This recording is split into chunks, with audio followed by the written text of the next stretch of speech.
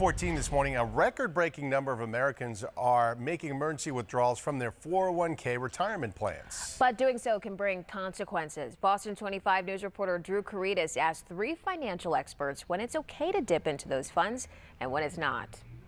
A lot of people get to the age of retirement and then suddenly realize, wait a minute, I've got to live on half my income. and I just can't do it. Boston social worker Virginia Pratt tells me that's why she's working 3 more years until she's 70.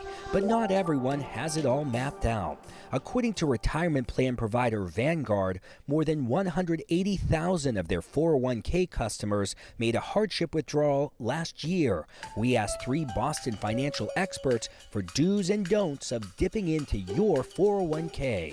You do this now and you may be jeopardizing your chance to retire. Kathleen Sabloni at Boston Financial Management points out a big drawback. The penalty for early distributions is generally 10%. If you withdraw before the age of 59 and a half, you'll also owe income taxes on the money. Are there any clear-cut situations where it is okay for someone to do this? In my mind, this is really the last option when you've exhausted all other options. The Internal Revenue Service does allow withdrawals for immediate and heavy financial need. Events like flood damage to your home, avoiding eviction, or a substantial medical bill.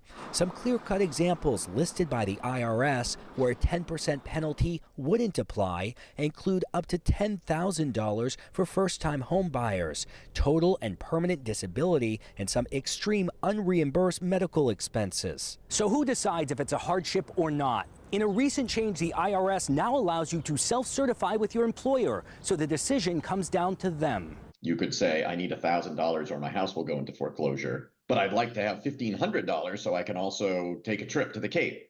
That's not going to cut it. John Schachter is a Boston tax consultant who works largely with employers. Now, it might be tempting to advocate to your employer that you have an immediate and heavy financial need so as to get the money. But I would urge an employee to take that seriously. You don't end up getting what you think you're going to get.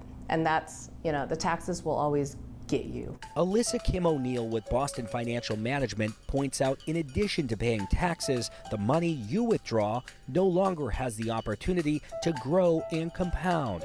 For example, $25,000 in your 401k now will likely grow into more than $270,000 if you kept it there for 25 years. Spend it now and that money is gone. This is money that you haven't paid tax on yet. You're letting it grow. One choice that many 401k plans allow is the option to take loans from your account, which you must pay back with interest over time. You won't pay income taxes or the 10% penalty if you repay the loan. The advice from Pratt: it goes by faster than you think, so try to focus on your future, not just what you need right now. It's really not a long time. People without savings are going to be up a creek, basically. Drew Caritas for your local station, Boston 25 News.